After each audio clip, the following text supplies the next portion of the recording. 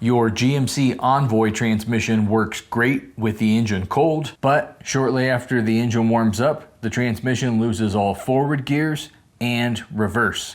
Chances are your Envoy is equipped with the GM4L60E automatic transmission. We recently released a video that you're going to want to check out as it covers more details about the symptoms, and we also cover some solutions. You can find this video on our main channel over at Southpaw Autoworks.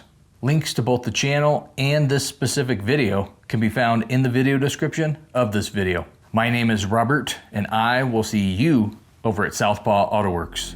I work hard each and every day. I get lost in the words I say.